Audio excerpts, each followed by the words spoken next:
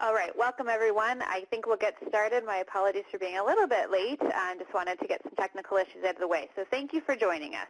My name is Jillian McConnell. I'm the Knowledge Mobilization Lead with Brain Exchange, and the webinar we are proud to be hosting today is part of a webinar series on the clinical guidelines on substance use disorder among older adults, which is being offered in partnership by the Brain Exchange and the Canadian Coalition of Seniors Mental Health and the Behavioral Supports Ontario. So a few housekeeping items to address before we get underway. We do suggest that you connect only through the computer. You should not be on the phone for this webinar event. For those of you who do not have computer speakers or are experiencing some challenges in receiving the audio via computer or internet, then you can join via the teleconference line that was provided in the instructions. However, we ask that you only use one option for audio. So using both the computer speakers and telephone will cause some feedback or echoing. So please choose one only. On the right-hand side of your screen, you'll see a chat pod, and that's where you can communicate with my colleague Karen and I during the presentation and where you can send your questions during the Q&A portion. If you are having technical issues, we ask that you respond back to the flyer or the invite that was emailed to you, and Karen will be able to assist via email. And we will be leaving some time at the end for a Q&A period, as I mentioned earlier, and that's where you'll be able to ask your questions by typing into the chat box. The presentation itself is being recorded. The resources and the recording of this session will be posted on the Brain Exchange website, and a link will be shared with you as well. At the end of the webinar, you'll also be invited to take part in a survey that can be accessed online, and a link will be posted at the end as well as provided to you in an email that you'll receive along with the slides and the recording of this event. So, and finally, the webinar is scheduled to be 60 minutes in length. So our presenter will speak for about 45 minutes or so, and then we'll have the last 15 minutes at the end for some Q&A. I do ask that you refrain from asking questions in the chat pod until the end of the presentation portion, unless, of course, it's technology related, and then we'll do our best to help you out as we can. Okay, so now that the technical aspects have been taken care of, it's my pleasure to introduce our topic and our presenter.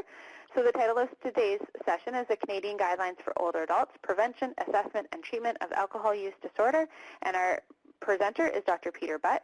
Dr. Butt is a graduate of McMaster University and a fellow with the College of Family Physicians of Canada. He is an associate professor in the Department of Family Medicine at the University of Saskatchewan in a position dedicated to addiction medicine and serves as a consultant to mental health and addictions in the Saskatchewan Health Region. His national committee work includes the National Alcohol Strategy Advisory Committee, chair of the Canadian Alcohol Low Risk Drinking Guidelines Expert Advisory Group, co-chair of the Standard Drink Label Working Group for the Canadian Centre on Substance Use and Addiction, and physician lead on the Alcohol Screening, Brief Intervention, and Referral Project for the College of Family Physicians of Canada. Provincially, he is the physician lead on the Saskatchewan Provincial Take-Home Naloxone Project, chair of the Opioid Advisory Committee for the College of Physicians and Surgeons of Saskatchewan, and serves on Health Canada's First Nations Prescription Drug Abuse Initiative. So obviously, Dr. Butt is well-versed in the topic that we'll be covering today, and we're really honored to have him with us and to take time out of his schedule. So Dr. Butt, we welcome you, and we turn the floor over to you. Thank you very much for your kind introduction.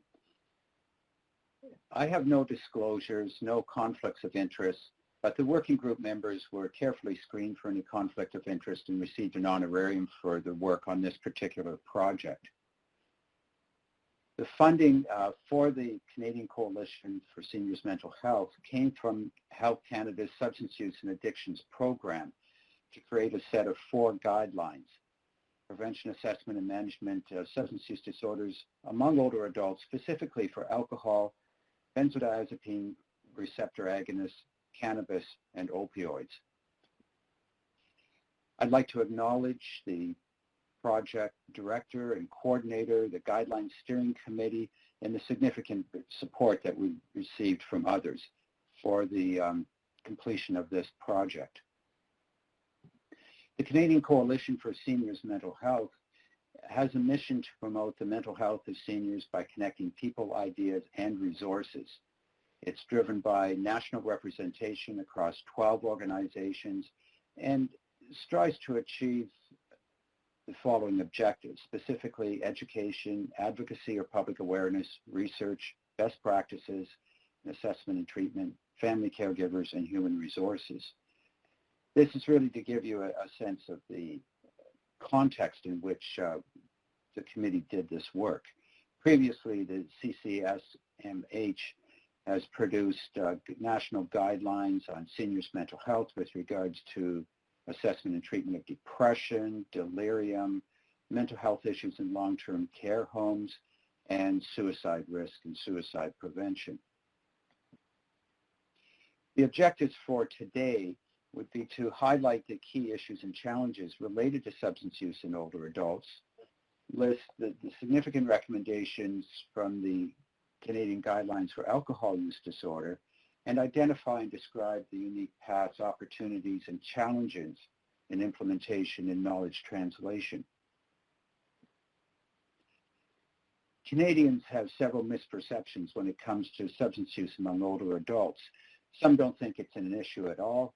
Others believe it's too late to improve the quality of life of someone who uses substances in an older age. Why try to get somebody to quit smoking after 50 years? Isn't the damage already done? Or conversely, is this perhaps solely the only source of pleasure for an individual at this age? And frankly, nothing could be further from the truth. Intervention can be successfully accomplished, treatment can be provided, and the quality of life can be improved. Substance use disorders are common in geriatric patients.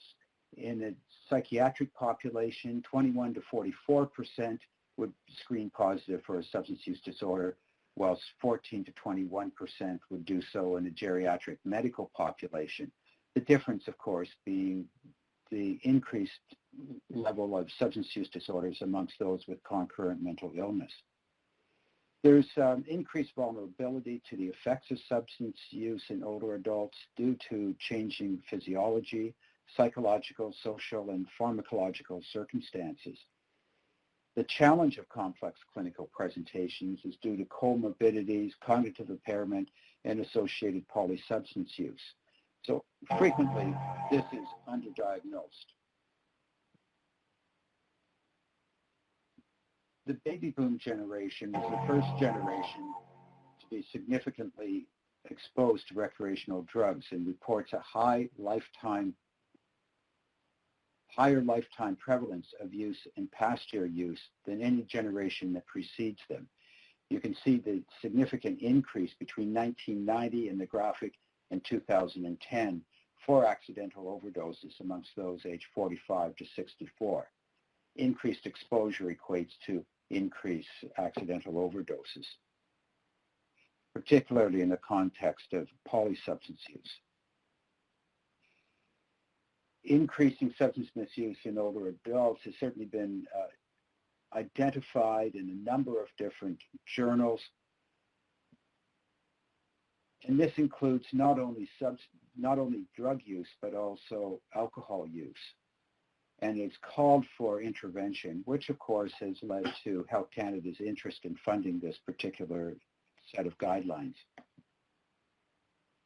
So a question for the audience: which substance do you think is currently causing the most harm to older adults in Canada?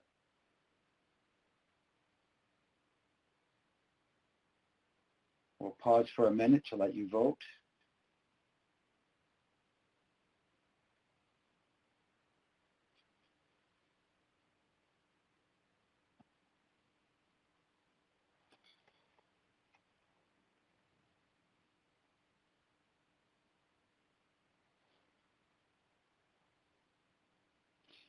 Okay, I think most have had an opportunity, and the answer is alcohol, which may be a surprise to some. When we look at crude rates for hospitalizations entirely caused by alcohol in the by age group and sex, you see a significant increase in the middle years, ramping up, peaking in the late 50s, early 60s before it begins to drop off. The level is twice as high for males than females, roughly. And this comes from CIHI data that was a bit challenged. Keep in mind that this is for hospitalizations entirely caused by alcohol. So the direct effects due to cirrhosis of the liver, pancreatitis, but excluding such things as alcohol-related trauma. So if we have rates that are higher than admissions for heart attacks in this population. But the problem is that, in fact, they're actually quite a bit higher if we were to be able to include such things as falls and fractures and so on. So this is a significant problem with a significant impact on our healthcare system and the lives of older adults and their family members. We need to keep in mind that older adults face unique barriers. Substance use disorder in this population is understudied and underidentified. There's the lack of clinical resources, social stigma that some people may carry in spite of the boomer generation, inadequate supports for families and caregivers, and then, of course, the way substance use is frequently masked by concurrent depression or anxiety, isolation, other medication use, frailty of age, the many losses that older adults experience, and so on.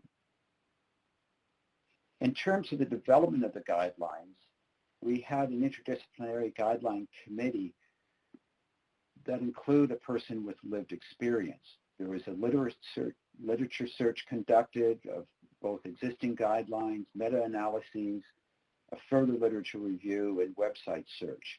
Multiple databases were accessed. We selected literature appraised with the intent of developing evidence-based, clinically sound recommendations.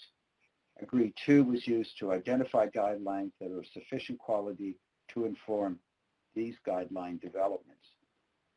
We also used GRADE to reach a consensus on grading the quality of evidence and the strength of recommendations. It was developed by a widely representative group of international guideline developers, provided clear separation between quality of evidence and strength of recommendations. There's explicit evaluation of the importance of outcomes of alternative management strategies and explicit comprehensive criteria for downgrading and upgrading the quality of evidence ratings. So this is a dynamic process in order to evaluate both the evidence and the strength of any recommendation. The quality of evidence was rated either high, moderate, or low based upon the criteria that you see here, with the strength of recommendation either strong or weak. So let's get started. Let's look more specifically at the recommendations with regards to prevention, screening, assessment, and treatment of alcohol use disorder in older adults. I'd like to acknowledge my alcohol working group, my co-chair, Marilyn White-Campbell, and the multidisciplinary members. With regards to alcohol use disorder in older adults, there's a plethora of expert opinion and clinical guidance, and yet a paucity of older adult population-specific evidence. So most clinicians extrapolate from adult literature and clinical experience to provide care to older adults. What we hope to achieve with these guidelines is to either validate that practice or provide evidence to direct change with regards to that practice. And it's easy to understand why we would have so much expert opinion and clinical guidance when you think of how long we've been treating alcohol use disorder. And yet it remains relatively understudied. With regards to alcohol use disorder prevention, there is a need to review the low-risk drinking guidelines. We need to realize that risk related to alcohol use increases with age, comorbidities, and medications, making older adults more vulnerable and therefore at higher risk. Long-term drinkers may acquire consequences from their chronic use that's occurred over decades. And previously light drinkers may escalate their use as they become more elderly due to boredom, loneliness, sequential losses, grief, or coping with other issues. So we're dealing with risk that needs to be looked at through the lens of long-term use with accumulation of problems, or people that are experiencing more acute issues and more acute problems due to their drinking. In reviewing in developing alcohol low-risk drinking guidelines for older adults, we need to appreciate that there's great diversity in the older adult population.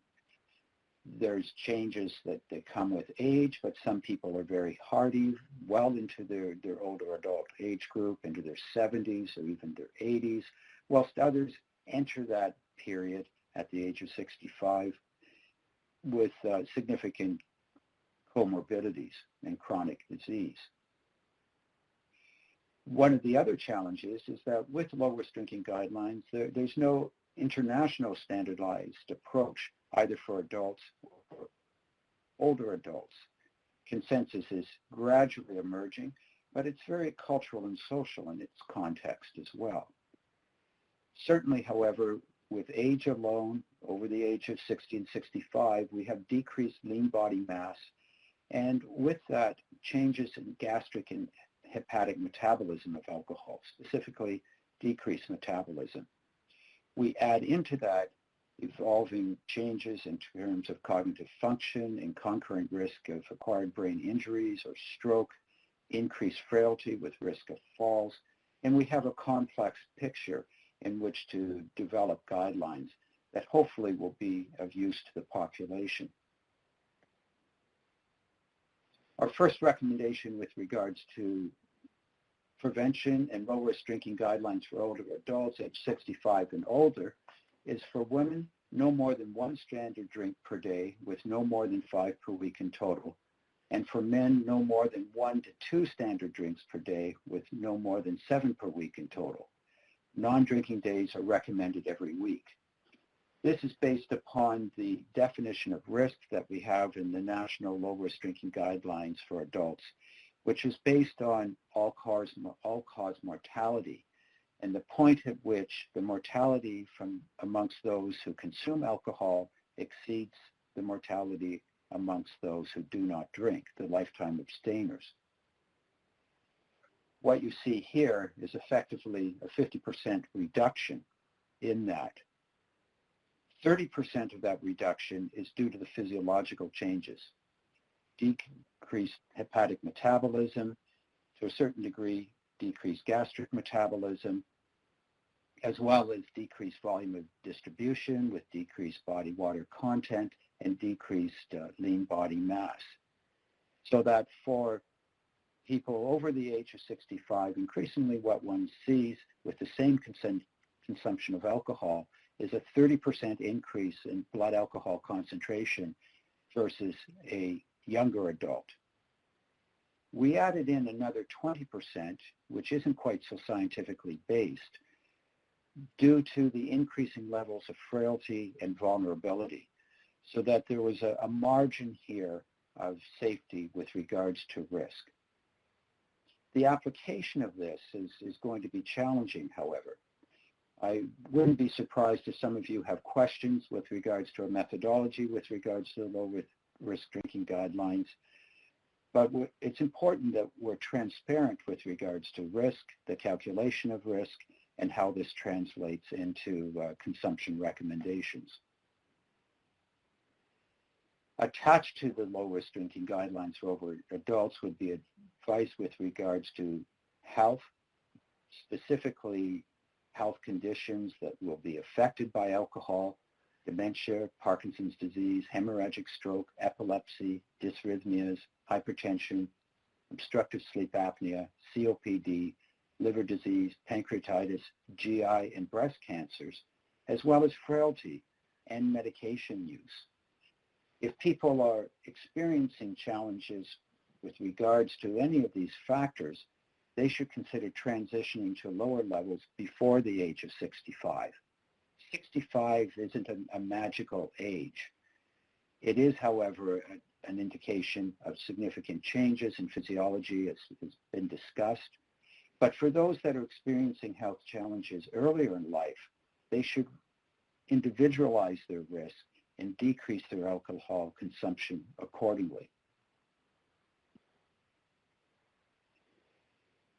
As general health declines, as people age and frailty increases, alcohol consumption should be further reduced to 1 drink or less per day on fewer occasions with consideration given to drinking no alcohol at all. This is really to match a gradual decrease in alcohol consumption with a gradual increase in vulnerability and risk. Sometimes there may be an acute onset of an illness, and that decrease should be more abrupt and less gradual in order to avoid problems. In order to apply this to people's lives, we need labeling at the point of pour. And it's beyond strange that in this country, we don't have better labeling on beverage alcohol when we know full well that it's carcinogenic, it's teratogenic, it can cause alcohol use disorder and other related problems.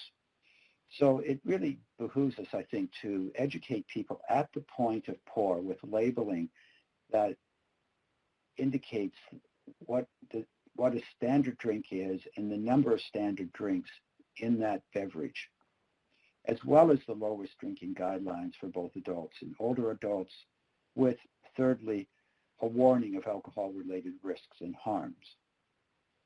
Some jurisdictions have more extensive lists with regards to this, including trauma, accidents, and so on. Under the category of prevention, we also addressed thiamine as a harm reduction strategy. This isn't the use of thiamine in dealing with alcohol withdrawal, which is something that comes later. Rather, it's a harm reduction strategy for chronic heavy drinkers to use at least 50 milligrams of thiamine per day to prevent Wernicke-Korsakoff syndrome, progressive cognitive decline, and increased frailty. Although the evidence is low for this, the strength is strong in the hopes of preventing some of the cognitive impacts of chronic use. This also, of course, is an opportunity at any time when one's engaged in harm reduction interventions to discuss further what the options are in terms of treatment or engagement in other levels of care as a form of outreach and engagement. Let's transition to screening. All patients should be screened for alcohol use at least annually and at transitions of care. Screening should be conducted more frequently if consumption exceeds the older adult lowest drinking guidelines, there are symptoms of an alcohol use disorder, a family history of alcohol use disorder, or concurrent anxiety or depression. Also, if caregivers express concern or there are significant undergoing major life changes or transitions. These are times of vulnerability, and we shouldn't be shy to screen.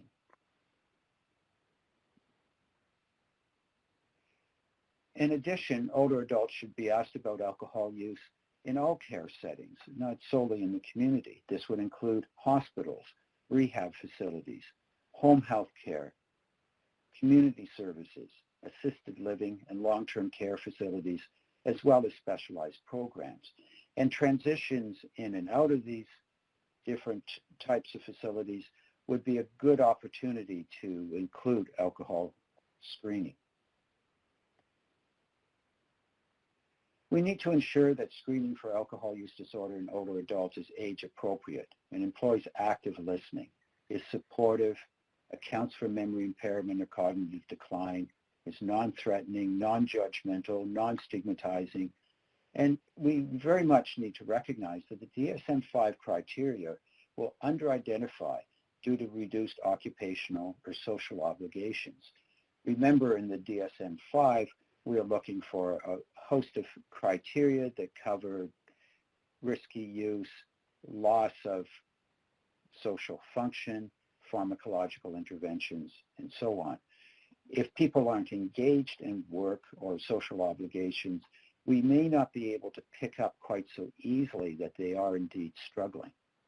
So there needs to be some modification with regards to how we apply DSM-5 in this age group for that reason, as well as the others that have been mentioned.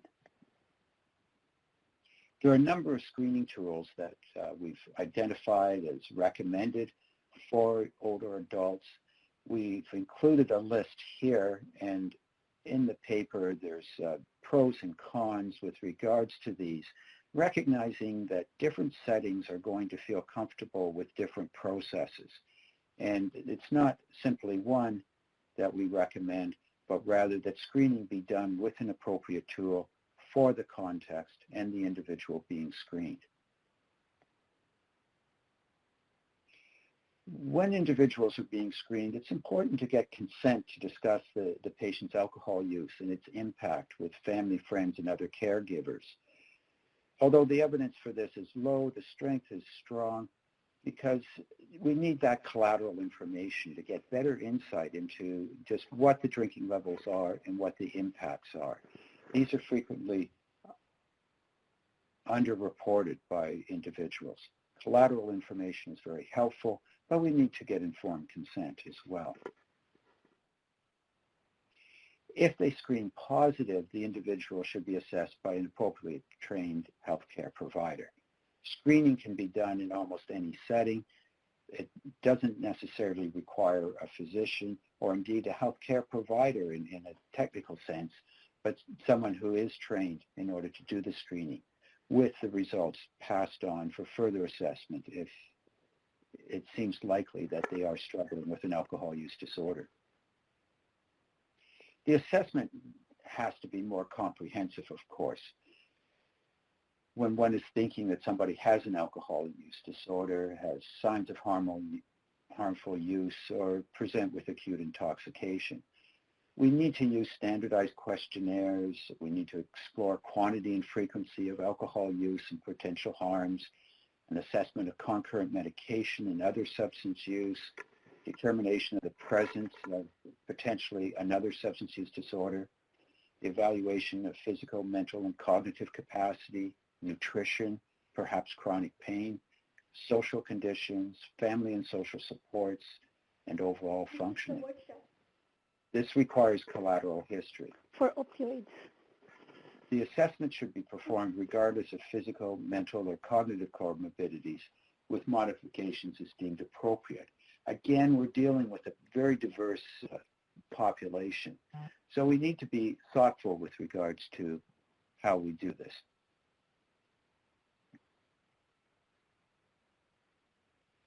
We should also, as part of the assessment, include cognitive impairment, using a validated tool every 12 months or as indicated. If there is evidence of cognitive impairment, we should repeat that evaluation at 6 and 12 months after a reduction or discontinuation of alcohol to assess for evidence of improvement. This is important because sometimes people may be on the verge of being admitted to a care facility. If, however, their alcohol use is addressed and cognitive blunting improves, cognitive function improves, one may need to reevaluate the level of care required. This would be a good news outcome.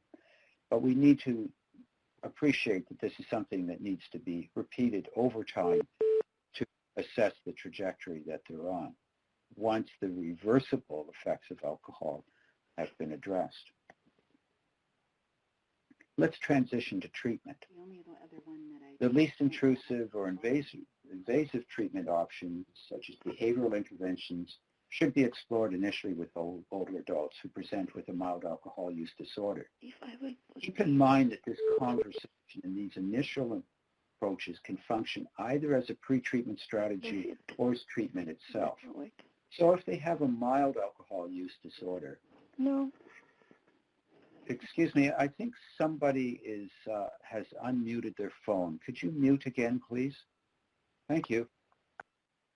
Keep in mind that this conversation may be treatment itself, particularly if somebody has a mild alcohol use disorder and negative consequences or indeed progression to a more severe alcohol use disorder can be accomplished.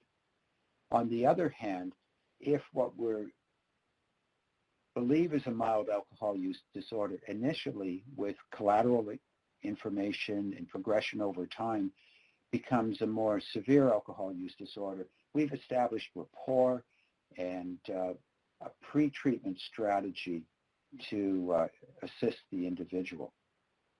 This conversation at a lower level is an important one to engage people that may be feeling shame or do not wish to disclose how much they're actually drinking.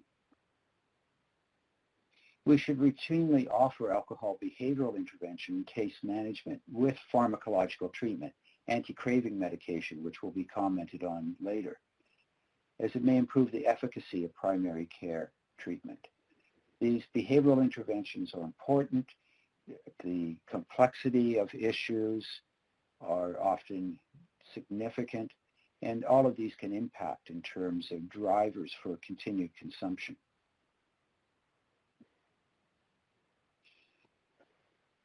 Both naltrexone and ecamprosate pharmacotherapy can be used to treat alcohol use disorder in older adults, as indicated, with attention to their contraindications and side effects. So naltrexone may be used for both alcohol reduction and abstinence, while ecamprosate can be used to support abstinence. In general, as in other situations with medication in older adults, we should start at low doses and titrate slowly with attention to open communication. Initiation may be done anywhere, in the home, hospital, during withdrawal management, or in long-term care, with subsequent transition to an appropriate placement if required. A lot of the triggers for alcohol use are environmental, and it's important that these are identified and addressed, in addition to the pharmacotherapy. Essentially, what we hope to achieve with pharmacotherapy and anti-craving medication is a level of stability that will help people to engage in the behavioral, lifestyle, and other environmental or personal changes that are required to be successful over the long term. Keep in mind that by DSM-5 criteria, 3 months of non-use and no symptoms is the initiation of early recovery. That extends up to 12 months. 12 months of non-use and no symptoms is the beginning of sustained remission. Pardon me, that's early remission, not early recovery, and sustained remission. It takes time and it requires ongoing support. Often we err in thinking that the 7 to 10 days of detox people might be provided and the 28 days of residential treatment is evidence-based treatment. It's not, there's no efficacy for that. And if you do the math, these people, if that is all they receive, aren't even going to have support that will get them into early remission. So we need to be thinking more broadly about how we support people on an ongoing basis in order to be successful.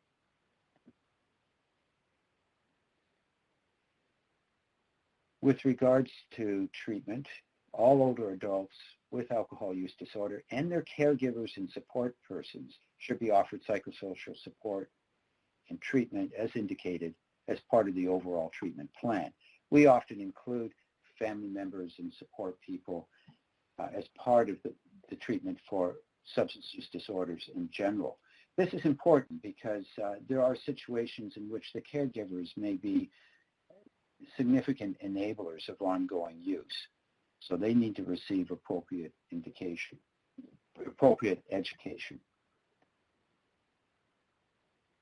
One of the things that can be used for screening those requiring medical withdrawal management is PAWS, the Prediction of Alcohol Withdrawal Severity Scale. Patients who are in poor general health, acutely suicidal, have dementia, or medically unstable, or who need constant one-on-one monitoring should receive 24-hour medical, psychiatric, and/or nursing inpatient care in medically managed and monitored intensive treatment or hospital settings.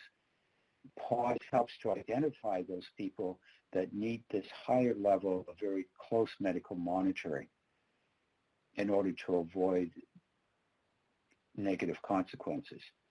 Certainly those that have a history of prior delirium, seizures, or protracted withdrawal are ones that are at high risk of a complicated withdrawal scenario.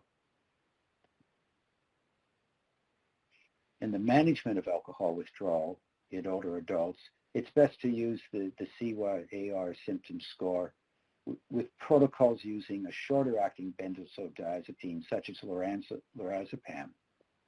One should also pay close attention to comorbidities to avoid complications.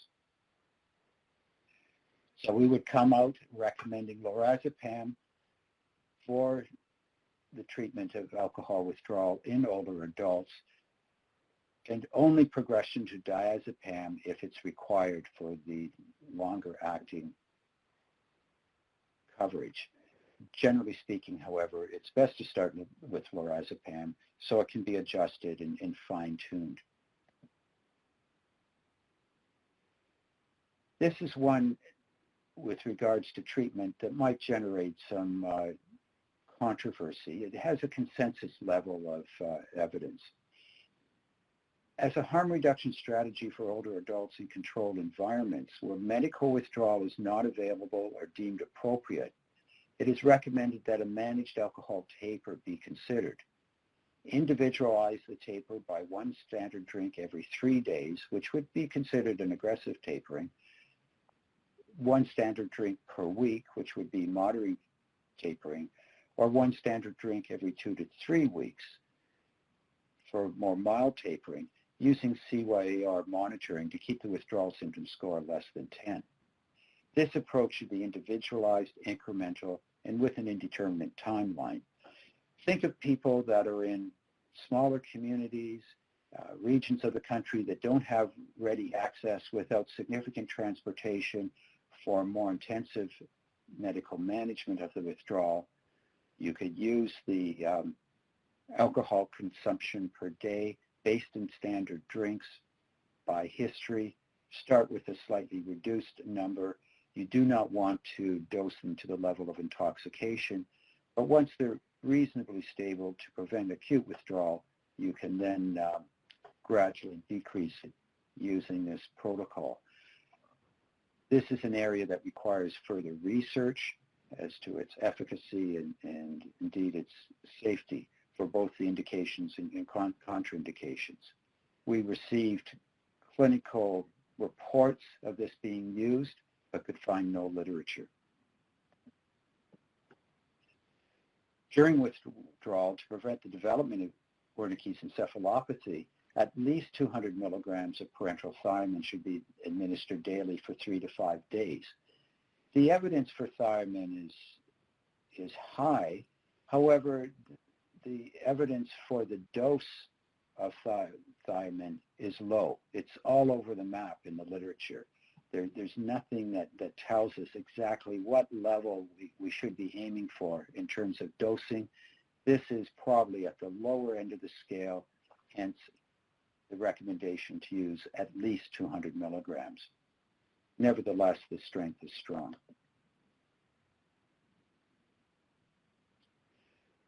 Healthcare practitioners, older adults, and their families should advocate for adequate access and funding for treatment for alcohol use disorder, specifically access to pharmacotherapy, naltrexone and ecamprosate, and psychosocial therapies. Not every provincial formulary across the country covers naltrexone and ecamprosate, and many healthcare systems do not have adequate psychosocial support for individuals or their family members. Once again, we need to improve our system of care. One thing I didn't mention when we were discussing naltrexone and ecamprosate is that the committee also reviewed other medication that more recently has been used in younger adults, specifically topiramate and gabapentin. But we didn't find the level of evidence sufficiently high compared to the level 1 level of evidence we have for naltrexone and ecamprosate.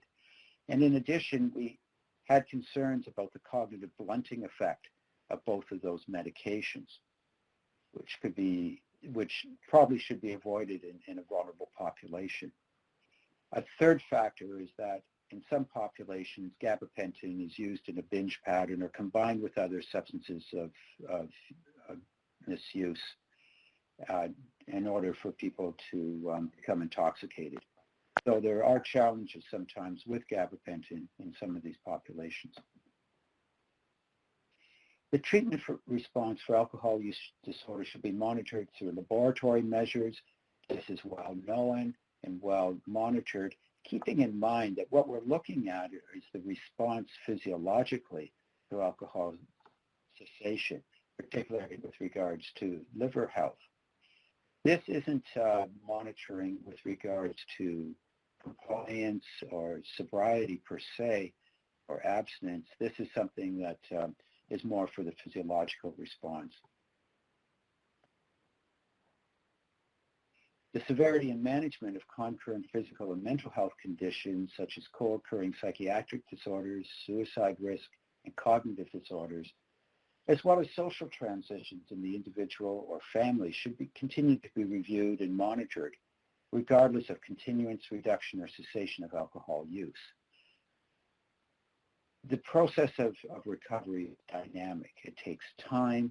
It extends over time. There's frequently the risk of relapse. And we need to ensure that people progress if indeed they are progressing, or if the best we can do is achieve harm reduction, then we're achieving that, but continuing to monitor for opportunities for additional levels of intervention or increasing the level of support as required. This isn't a brief intervention, but rather an ongoing level of involvement and care. Finally, perioperative elective surgical management should include medically supported withdrawal or alcohol use taper preoperatively with postoperative treatment and consideration of anti-craving medication. This is a significant problem in acute care when people are admitted, perhaps following a fall, for orthopedic surgery, as for example, but end up going into acute withdrawal, which may become complicated. If it's elective surgery or an elective admission to hospital, by all means, we should be intervening earlier and doing a more controlled withdrawal with stabilization on medication as indicated prior to the surgery. If that isn't feasible, by doing routine screening in this population, hopefully we would be able to pick up people who are struggling with an alcohol use disorder and provide treatment before they get into a situation where they need acute admission to a hospital for the complications of a fall. That concludes the recommendations that the committee developed with regards to the treatment of alcohol use disorder in older adults.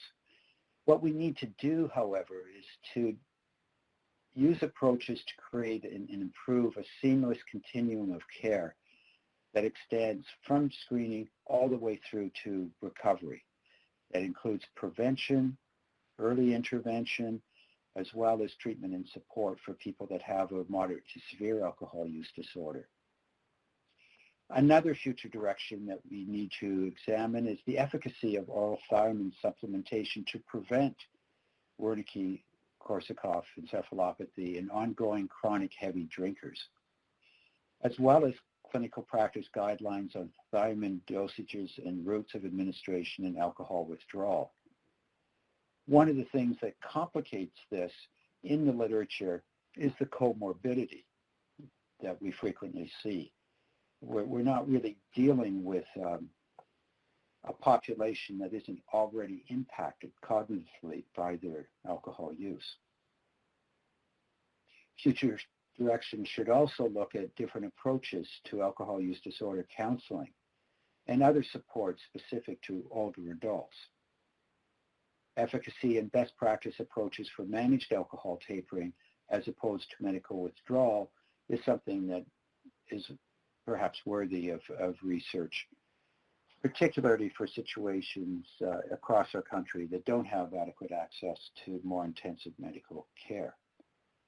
As well as we need to examine the role of alcohol in falls in older adults. I would include the role of alcohol in trauma more generally in older adults as well, for those who are perhaps driving, so that we have a better appreciation for some of these indirect causes of harms due to alcohol. Without knowledge translation, however, these recommendations aren't going to go very far. And you can certainly appreciate the challenges in communicating individualized risk with regards to alcohol use. This is something that needs to be done for adults in general, but even more so for older adults. So we need to be thinking about that transition of evidence to practice, taking us from current practices through knowledge translation and clinical implementation to better practices. Best practices are not static. These are practices that evolve and are also very contextual. But certainly we should be continuously striving for better practices with the resources that we have in order to meet the health and needs of the populations we serve. Knowledge translation products that have been produced by the Canadian Coalition on Seniors' Mental Health have included both print formats and digital ones.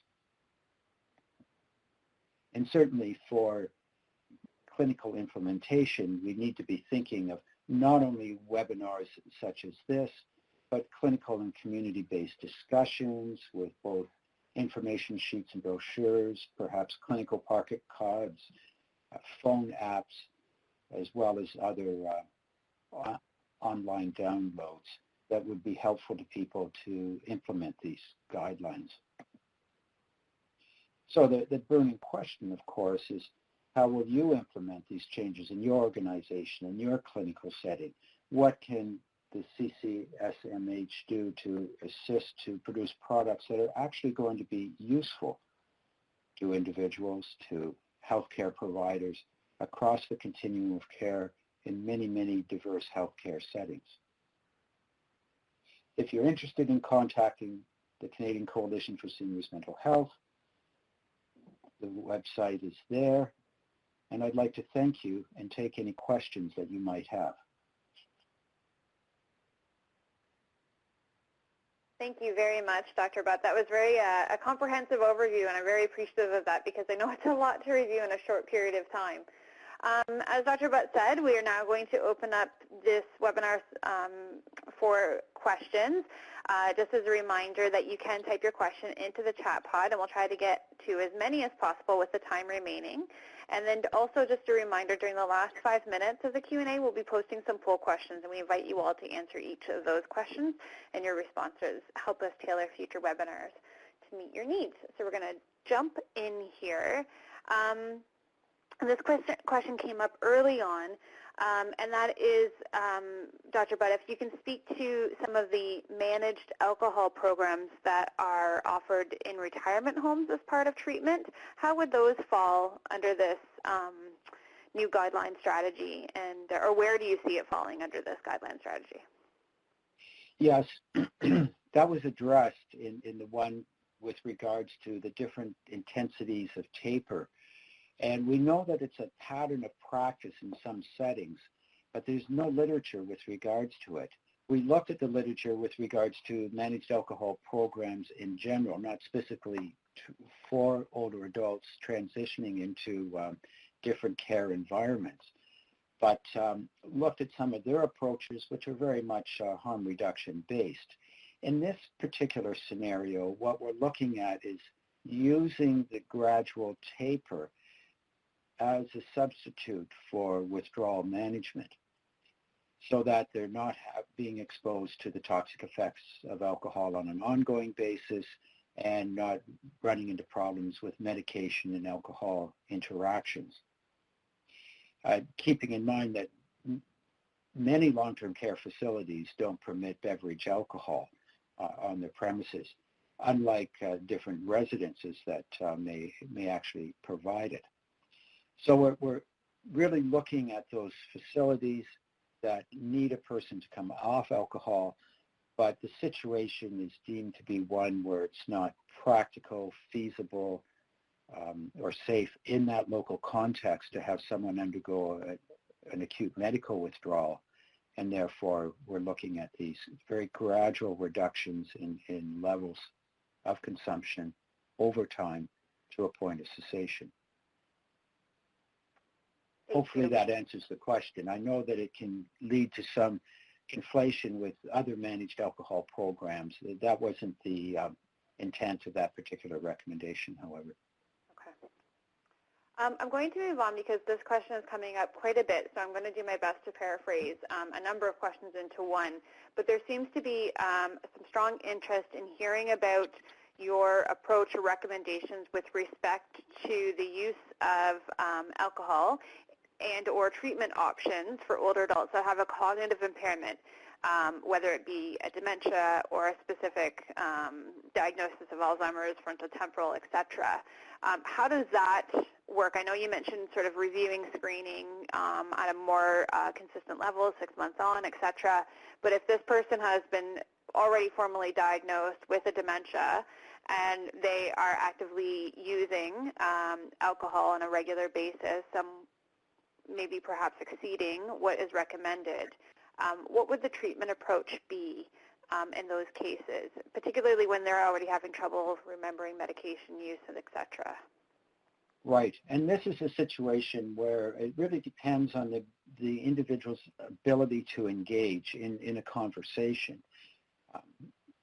How lucid are they? How frequently are they lucid? Is this something that you could even get informed consent to do, or are they no longer mentally competent? So you would have to match your level of intervention to the cognitive ability of the individual. Nevertheless, by either gradually decreasing the alcohol over time if you have that kind of controlled environment, or if it's deemed appropriate, having them go for withdrawal management, you might see an improvement in their cognitive function. Yes, they may have already met diagnostic criteria for Alzheimer's or other forms of dementia. However, their general cognitive function may still improve if there's alcohol cessation. Not to mention the fact that you're now avoiding alcohol and medication interactions. Yes, it certainly proves to be a challenge, isn't it? There's no question that this would be a challenge, and it's very nuanced because it depends on context, the individual's comorbidities, as well as the level of support in the environment. And in some caretaker situations, as I mentioned, they may say, this is the only thing that gives them pleasure. Why would we stop this and continue to provide them with alcohol? Clearly, the chronic impact can take its toll. And some of this can be reversed to the level that you may actually see an improvement in function. Of course, the comorbidity may very well progress, but there may be a bit of a hiatus there that leads to improvement. I'm just going to touch on stigma because this has come up in a few questions as well, alluding to it in some more specifically, but just that there seems to be still a fairly significant stigma attached to individuals that have some sort of alcohol use disorder or overuse. How would you approach these individuals in recognizing that there may be a problem and sort of going about that? I know we have some alcohol or senior-specific screening tools that are available to us that you already mentioned in the slides, but just sort of approaching that stigma side of things. It's very important to destigmatize this, and if we frame it as a health condition, if we explore some of the environmental triggers and are sympathetic towards some of those drivers of ongoing use, the losses, the trauma, and so on, if we're able to make this a very factual, neutral conversation, then that helps to destigmatize it. And I think that although they're not specifically for older adults, there are some websites that are very useful for this. There's one called Break the Barrier, www.breakthebarrier.ca, which has Project Voice archived there, which has the voices of people with lived experience talking about what helped them, what didn't help them, the sort of assistance they received or that they appreciated. And I think this is good for healthcare providers to hear the voice of lived experience, specifically of people in recovery, to know how to support them in that journey, because it is a process, it's not an event. Similarly, Faces and Voices of Recovery, again, just Google Faces and Voices of Recovery, and you'll get testimonials and vignettes there that might be helpful in terms of what people in recovery have to say about the care they've received. To segue back to older adults more specifically, I think the individuals that have that come from a more traditional society, a more conservative society and background, are probably going to experience more shame. Or people that have been very successful in their life who have developed an alcohol use disorder later in life because they are no longer as vital as they used to be. This may be something that they internalize. And I think having an open, frank conversation about concerns with regards to the level of drinking, exploration of the negative impacts, and then offering treatment and letting people know that there is treatment, that we treat this as a health problem, as a medical condition, and people can have very good outcomes is important. We all too often in healthcare buy into a sense of helplessness and hopelessness when it comes to substance use disorders, frequently because we see the people that are struggling and the ones that are doing well and have entered recovery are no longer on our radar. So I think we need to destigmatize this within our own attitudes and thoughts, get educated, and be proactive with regards to treatment. Thank you. So a few more questions. I know that there's lots coming in, so we're not going to be able to get to them all, but I'm doing my best here. There's been a few questions with respect to using alcohol as a bit of a coping strategy when diagnosed with a cognitive impairment. Someone also has asked about commenting on managed tapering versus using very low alcohol as a strategy, particularly in cases where people have a cognitive impairment. Can you comment on that? Well, I think one has to be clear about what it is that one's hoping to achieve.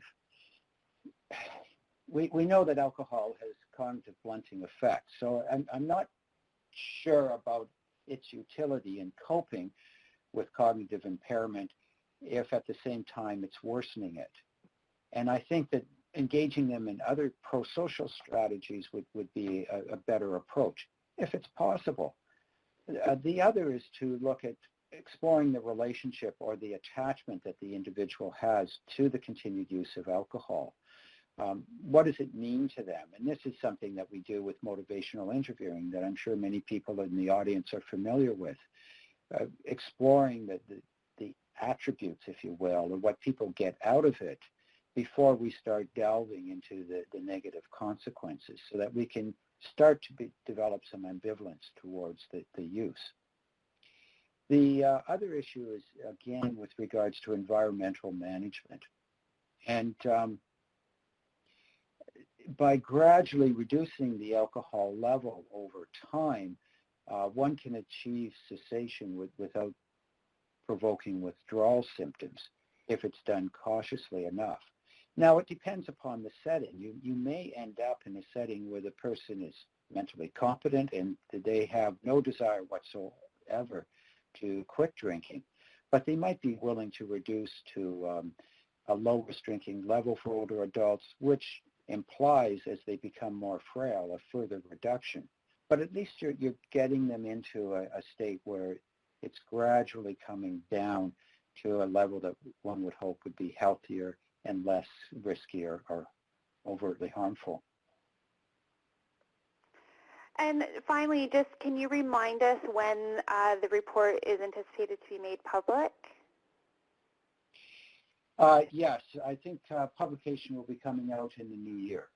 Okay, wonderful. So everybody can keep their eyes out for that when it's available. And Brain Exchange will be working very closely with the CCSMH to notify people when that's available and the link where to find it and so on. So I think we're going to have to leave it here. I know that there was a number of questions we weren't able to get to. There was a few having to do with repeating what the drinking guideline standards were, some of the screening tools. Just a reminder, those sorts of things will be available to look back and reflect back on through the slides, which are going to be made available to you. There's actually a link below, right where it says web links. You can find a copy right there. Otherwise, you can wait until we email you a copy of the slides and the recording together, which will come out in the next day or so. So just be mindful of those sorts of things. As I said, I think just given our time, we're going to have to leave it there, although I have a feeling we probably could have spoken for another hour or so. So Dr. Butt, thank you so much. It was a pleasure to have you on today. And for those that aren't aware, Dr. Butt is taking some time out of his vacation schedule to be with us today. So we're very appreciative of that. So thank you so much. Thank you to everyone who participated for your questions, your comments.